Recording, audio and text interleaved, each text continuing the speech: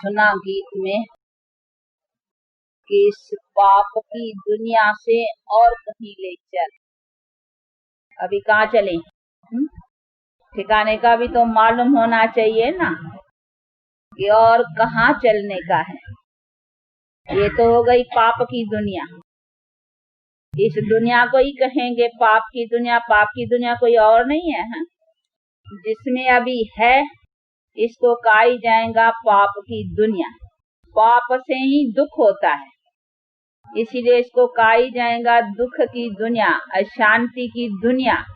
तभी तो आज हमारी दुनिया में विश्व शांति, वर्ल्ड पीस ये चाहते हैं ना। देखो ये वर्ल्ड पीस का अक्षर भी तो इधर है भाई। वर्ल्ड पीस होनी चाहिए, विश्व शांति होनी चाहिए। तभी तो विश्व शांति के लिए यहाँ धर्म सम्मेलन आदि आदि कई ये सब उपाय करते हैं। तो उसकी माना हमारी विश्व अशांत है, उसका मतलब है विश्व अशांत और दुखी है। तो विश्व हो गई नहीं सारी, तो उसको ही तो कहेंगे नहीं पाप की दुनिया। तो अभी कहते हैं पाप की दुनिया से और कहीं ले चल। अभी किधर चले? और ठिकाने का भी तो मालूम होना चाहिए कि और कौन सा ठिकाना है जहाँ सुख और शांति है। तो कई जो समझते हैं कि कोई दुनिया स्वर्ग या कोई ऐसी दुनियाएं है जहाँ जाना है सुख शांति में, नहीं। सुख और शांति को भी इस दुनिया में आना है, लेकिन आए कैसे वो समझने की बात है कि वो कैसे बने। बनना इस दुनिया में है, दुनिया ये एक ही है, बाकी इस दुनिया का परिवर्तन होने का है। तो परिवर्तन कैसे आवे उसके उपाय का नॉलेज होना चाहिए। तो वो बैठ कर करके परमात्मा अभी समझाते हैं, क्योंकि ये हमारे पास जो समझ है वो समझ कोई हमारी कल्पना नहीं है या अपनी मन की कल्पनाएं से नहीं समझी हुई बात है।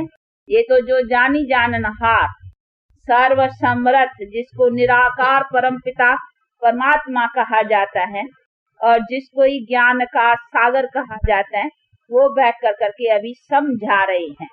तो वो समझाते हैं कि किस कारण से तुम्हारे पास दुख शांति भी आई है। ऐसे नहीं ये सदा ही कोई दुनिया दुख शांति की है, दुख शांति भी इस दुनिया में आई है।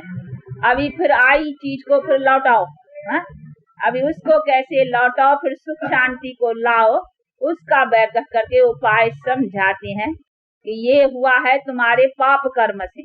दुख जो हुआ है वो तुम्हारे पाप कर्म से हुआ है, और पाप तुमसे हुआ है विकारों के कारण।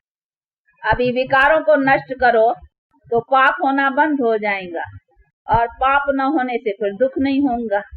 तो दुख और अशांति को अगर मिटाना है तो खाली सम्मेलन या और कोई उपाय करने से नहीं होगा।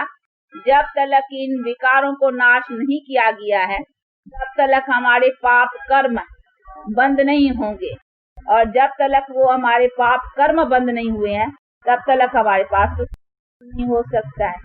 तो हमारे पास सुख शांति आएगी तभी जब हम अपने कर्मों को स्वच्छ बनाएं। तो उसी स्वच्छ को कैसे बनाएं उसकी बैठ कर करके ये अभी शिक्षा बाप दे रहा है कि किस तरह से अपने कर्मों को स्वच्छ बनाओ। तो वो बनाएंगे तभी हमारी दुनिया जो है ना सुख और शांति वाली होंगी।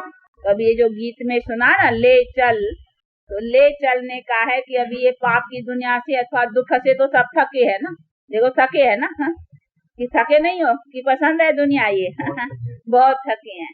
तो अगर थके हो और चाहते हो कि हम सुख शांति की दुनिया अथवा सुख शांति में रहे, तो उसके लिए फिर हमको ये जो दुख शांति का कारण है उसको नाश करना पड़ेगा।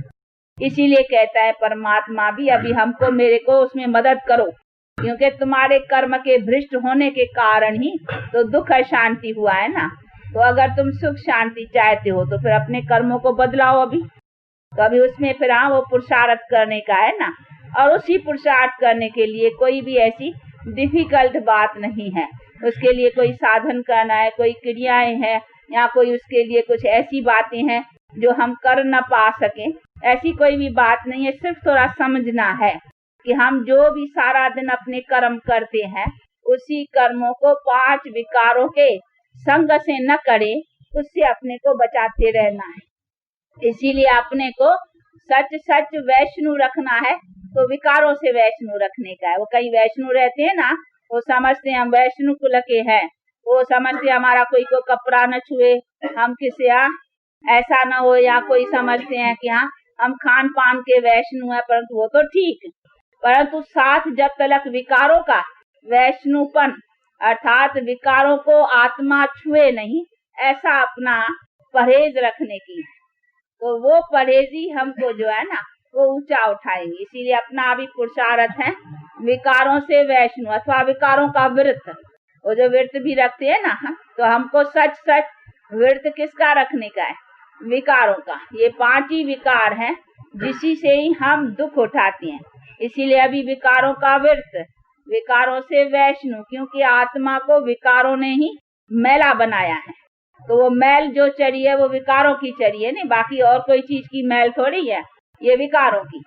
तो अभी हमको स्वच्छ भी होना है, तो इस मैल को निकालना है। अभी उसी मैल के निकालने के लिए ये ज्ञान और योग है। उसको गंगा नहाने से या पानी में नहाने से कोई मैल वो विकारों की नहीं धोई जा सकती है। उसको धोने के लिए तो फिर हमको ज्ञान और योग का बल चाहिए। इसीलिए बैठ कर करके अभी ये ज्ञान और योग, योग का मतलब ही है उस परम पिता परमात्मा को याद करना। योग का मतलब ये नहीं है कि आसन लगाना या कोई किसी मूर्ति का बैठ कर करके ध्यान करने का है, नहीं।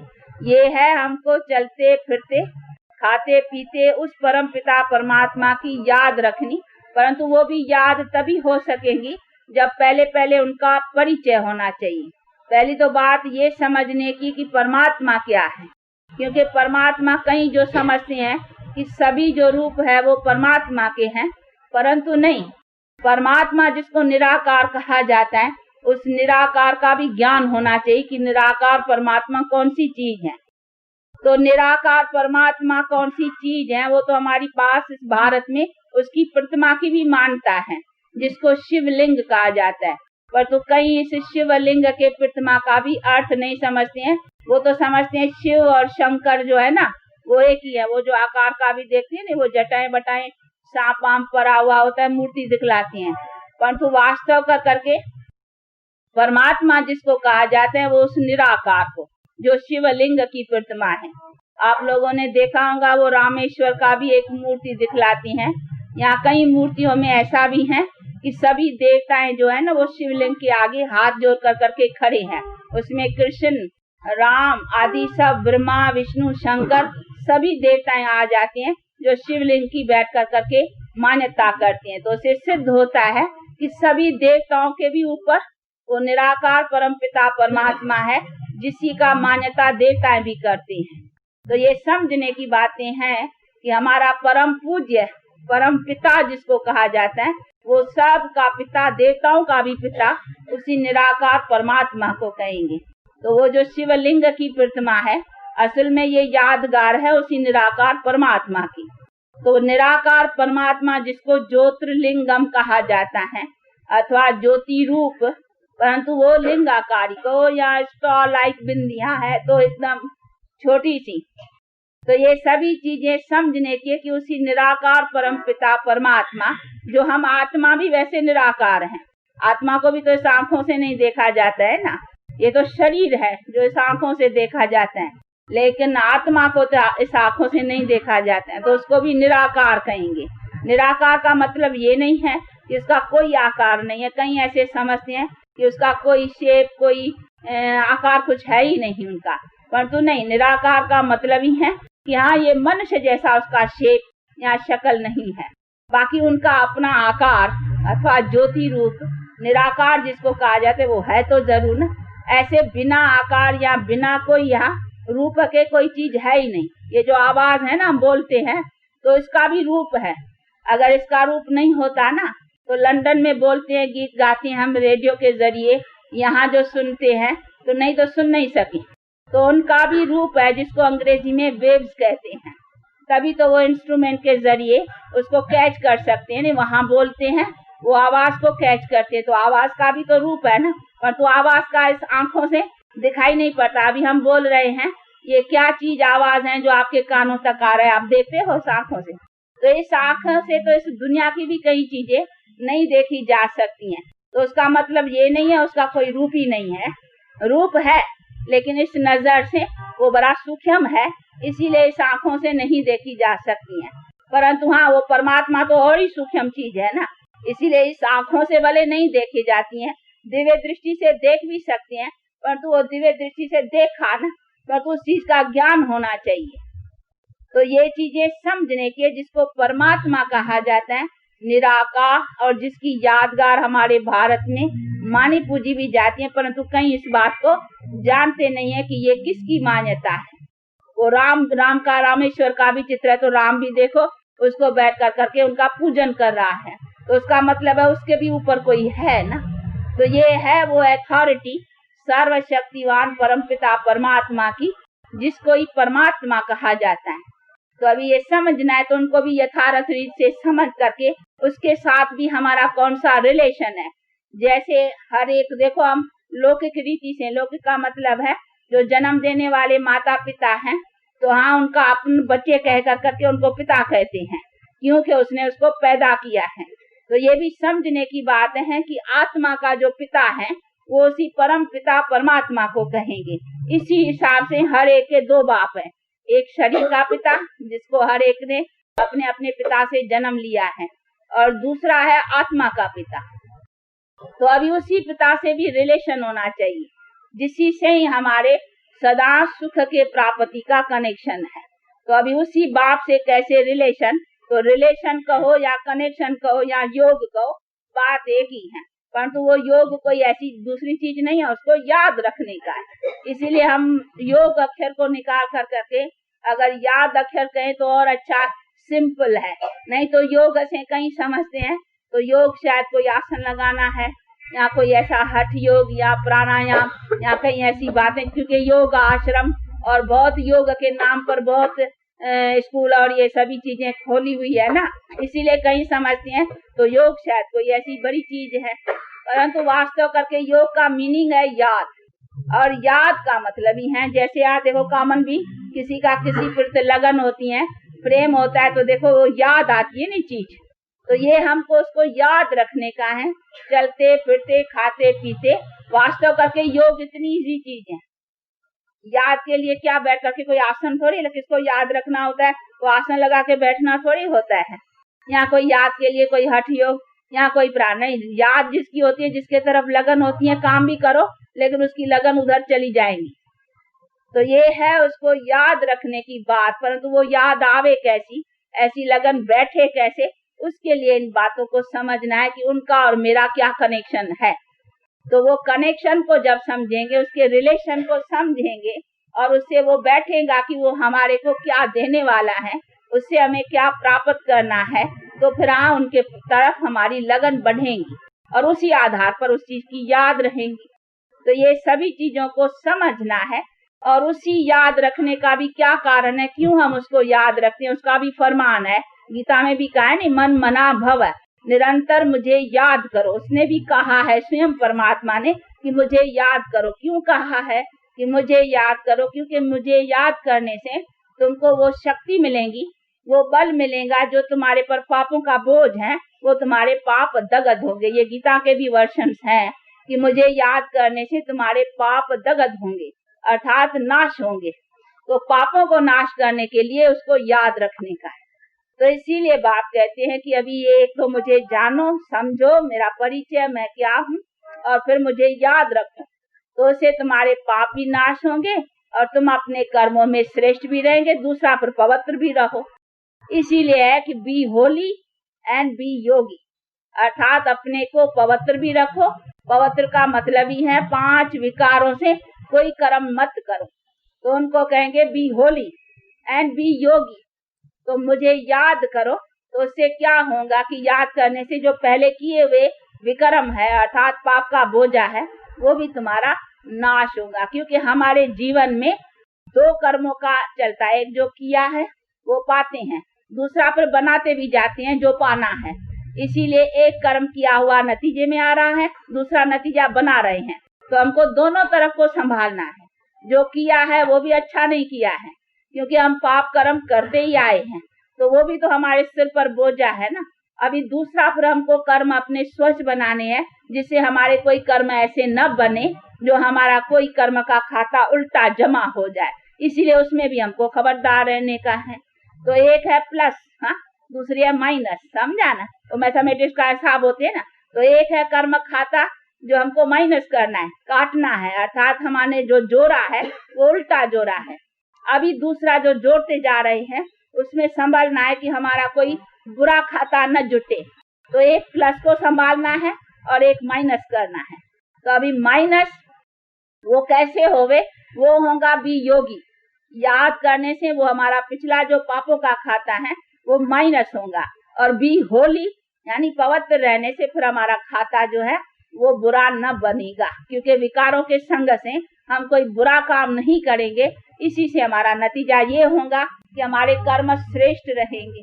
तो इसीलिए परमात्मा का फरमान है कि अपने को, अपने कर्मों को अच्छी तरह से समझ कर करके, ये कर्म की फिलॉसफी कहो या कर्म की थ्योरी, कि तुम्हारे कर्म का खाता कैसा चलता है, उसको कैसे बनाओ, उसको ठीक रीति से बनाने के ज्ञान को समझो। तो अभी ये बैठ कर करके शिक्षा देते हैं कि तुम्हारे बनते तो रहते ही हैं, एक भोगते रहते हो, दूसरा बनाते रहते हो। तो क्यों नहीं तुम अपना कर्म को स्वच्छ बनाओ, जिसके आधार से तुम सदा सुख को प्राप्त करो। तो वो कैसे करो और किस तरीके से करो, उसका बैठ कर करके ये डिटेल्स समझाते हैं, जिसको फिर लेकर करके अपने को स्वच्छ रखने का है। तो ये सभी है चीजें जिसको बहुत अच्छी तरह से समझने का है, क्योंकि यहाँ कोई ये कॉमन सत्संग, यहाँ कॉमन कोई चीज नहीं है, बस आया 2 वचन सुना, यहाँ कोई दर्शन करना है, यहाँ कोई देखने की चीज है, यहाँ कोई दर्शन वर्शन की बात नहीं है। यहाँ तो है ये कॉलेज अथवा स्कूल। जैसे स्कूल कॉलेज में जाते हैं बच्चे, तो पढ़ने जाएंगे ना, तब तो उस डिग्री को लेंगे।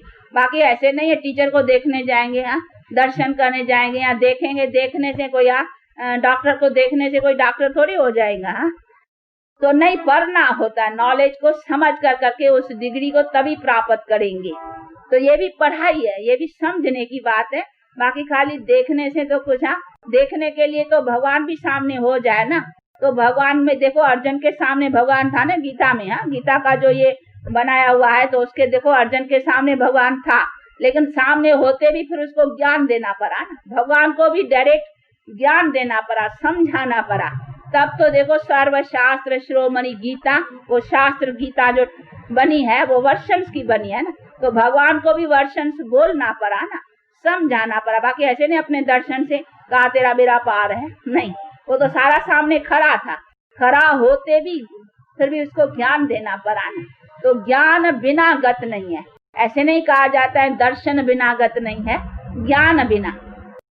तो ज्ञान चाहिए, ज्ञान का मतलब ये समझ। तो ये बातें समझने की हैं और समझ कर करके अपने प्रैक्टिकल लाइफ में लाने की बात है।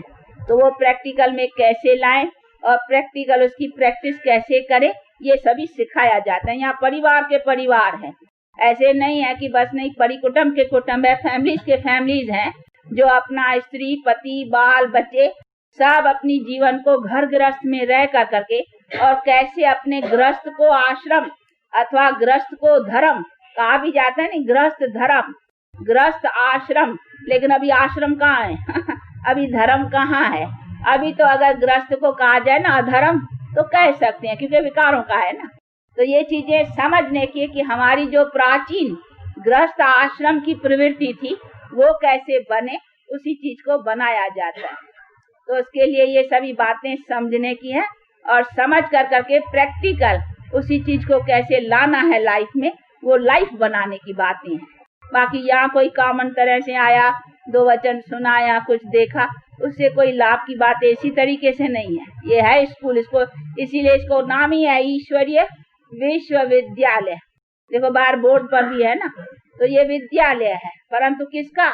ईश्वर का, क्योंकि यहाँ पढ़ाने वाला स्वयं परमपिता परमात्मा स्वयं पढ़ा रहा है। हम सब स्टूडेंट्स हैं, हमको पढ़ाने वाला वो निराकार है। जो बैठ कर करके पढ़ाता है और नॉलेज देता है कि कैसे हम अपने कर्म को, क्योंकि कर्म के गति को सवाए परमात्मा के और कोई समझा नहीं सकता है। मनुष्य तो सभी कर्म के चक्कर में है ना, वो तो सभी कर्म के भोग में है। इसीलिए जो कर्म अकर्म विकर्म से अलग है ना, वही तो समझा सकेगा, लेकिन कर्म की गति क्या है। बाकी तो मनुष्य सभी कर्म के गति के चक्कर में है, इसीलिए जो चक्कर में है वो नहीं समझा सकेंगे, जो चक्कर से बाहर है वही तो समझा सकेगा ना। तो इसीलिए वो बाप जो कर्म के गति से बाहर है वो कभी न दुर्गति में आता है न उनको सदगति चाहिए, वो तो सदगति और दुर्गति से अलग है। बाकी हम मनुष्य दुर्गति में भी आए हैं, देखो पाप की दुनिया, तो देखो हम पाप में आ गए हैं ना। अभी हमको फिर पुण्य आत्मा बन कर करके और सदगति को प्राप्त करना है, तो सदगति क्या है वो भी तो समझना है ना। तो ये सभी चीजें को समझना है कि सदगति भी जीवन में है, ऐसे नहीं जीवन से बाहर है। जैसे कहीं समझते हैं ज्योति ज्योत समाना है, यहाँ कहाँ हमको जा कर करके बैठ जाना है, नहीं, दुनिया यही है, इधर ही आना है। परंतु वो दुनिया सदगति की थी, अभी ये दुनिया है दुर्गति की। इसीलिए गीतों में भी देखो आते हैं ना, अभी ले चल, अर्थात हमको अभी उसी दुनिया में अथवा उस दुनिया को अभी ले आ जिस दुनिया में हम सदा सुखी थे। तो दुनिया थी, सुख की भी दुनिया है, ऐसे नहीं है कि सुख कोई ज्योति ज्योत समाने में है, नहीं, सुख की भी दुनिया थी जैसे दुख की दुनिया है। तो हमारे जीवन में हमको सुख था, और सुख ऐसा था जिसमें कभी कोई दुख नहीं था, जिसको ये कहते हैं कि हाँ एवर हेल्दी, एवर वेल्दी और एवर हैप्पी। क्योंकि कई बेचारे ये भी नहीं समझते हैं कि सुख हमको हो भी कैसे सकता है। सुख और दुख का भी अर्थ समझना चाहिए, हमको दुख क्यों है जीवन में। आज हमारे जीवन में अगर रोग नहीं होता, हमारे संसार में अकाले मृत्यु नहीं होता, निर्धनता नहीं होती, ये लड़ाई झगड़े नहीं होते, फिर तो संसार अच्छा है ना। हा? ये लड़ाई झगड़े की बातें न होती, न सब कुछ ये सब हंगामे होते, और न हमारे पास अकाले मृत्यु आता, हम अपने टाइम पर शरीर छोड़ते और शरीर लेते, और कभी कोई रोग आदि होता ही नहीं, न ये डॉक्टर्स न हॉस्पिटल्स, ये सब चीजें होती ही नहीं, और ये सभी निर्धनता आदि की बातें भी नहीं होती। सब अपने खाने पीने में अच्छे सुखी होते, सबको अपने सुख के साधन कंप्लीट पूरे होते, राजा प्रजा सब सुखी होते, फिर तो संसार अच्छा है ना। फिर तो नहीं कहते ना कि संसार में दुख है। तो दुख के कारण तो यही है ना। तो मनुष्य को समझना चाहिए कि हमारे संसार में दुख का कारण कौन सा है। दुख का कारण है ये रोग, अकाले मृत्यु, निर्धनता, लड़ाई झगड़े, ये सभी जितने भी दुख के कारण। अभी ये कैसे निकले, तो हमको है हमारे संसार से उन चीजों को निकालने का प्रयत्न सोचना। बाकी ऐसे नहीं है कि संसार से हम चले जाएं, इसका मतलब ये नहीं है कि संसार में सदा ही ये चीजें हैं, नहीं। ये रोग आदि अकाले मृत्यु ये सब पीछे आया है, नहीं तो हम कभी अकाले नहीं मरते थे, कभी हमारे पास रोग आदि नहीं होता था, कभी ये निर्धनता, धन नहीं, खाने पीने के लिए मनुष्य मोहताज, ये सभी बातें थी नहीं। हमारी प्रकृति पूरी दासी थी, हमको सब सुख के, कभी ये अर्थक्वेक्स नहीं होती थी, कभी ये फ्लड्स नहीं होता था, ये सभी बातें होती नहीं थी। लेकिन आज सब कुछ होता है। मनुष्य को हर चीज से अभी दुख हो रहा है। क्यों दुख हो रहा है? क्योंकि मनुष्य कर्म भ्रष्ट है ना। तो हमको समझना चाहिए तो हमारे दुख के कारण कौन से हैं, तो ये भी चीजें समझने नहीं। बाकी ऐसे नहीं खाली दुख सुख, पर तो समझना चाहिए दुख होता ही का क्यों है और किस कारणों से दुख है। तो दुख है इसी कारण से। अगर ये चीजें हमारी दुनिया में नहीं होती, हम अपने मरने जीने में भी समर्थ होते। जैसे सांप होता है ना, एक खाल उठाता है दूसरी खाल लेता है, जैसे टाइम पर हम कपड़े पुराने उतारते हैं, नए पहनते हैं, तो हमारे शरीर उतारने पहनने का हमारे में बल था। बाल युवा वृद्ध जब स्टेज पूरी होती थी तो हम टाइम पर अपने शरीर को अपने आप छोड़ते थे और नया शरीर लेते थे। लेकिन आज नहीं है, अभी बैठे हैं, हाँ अभी अभी मर गया, हाँ कोई ऐसा एक्सीडेंट हो जाते, कई ये सभी अकाले मृत्यु होते ही है ना। तो बाप कहते हैं ये तुम्हारा जीवन है तुम्हारे पास, लेकिन जीवन के सुख के साधन तुम्हारे पास नहीं है, क्योंकि तुमने अपने कर्मों से वो साधन को भ्रष्ट बना दिया है। इसीलिए बाप कहते हैं अभी अपने कर्म को श्रेष्ठ करो, तो फिर तुम्हारे जीवन में सदा सुख रहेंगे। तो वो कैसे रहे उसका बेहतर करके तरीका समझा। तो अभी इसी बातों को तो प्रैक्टिकल समझना है, और प्रैक्टिकल उसके प्रैक्टिस में आकर करके अभी उसका क्या उपाय करना है वो सभी बातें समझ करके अपने जीवन में लाने की। तो ये तो अभी थोड़े टाइम में, क्योंकि कभी कभी नए आते हैं ना, तो थोड़ा डिटेल्स ऐसी ऐसी बातें समझानी पड़ती हैं, क्योंकि उनको पता होना चाहिए कि लाइफ की एम क्या है। परंतु उसके लिए फिर भी कहेंगे कुछ टाइम दे करके आकर के सुनेंगे, समझेंगे तो अच्छी तरह से समझ सके। अच्छा, 2 मिनट साइलेंस अभी टाइम।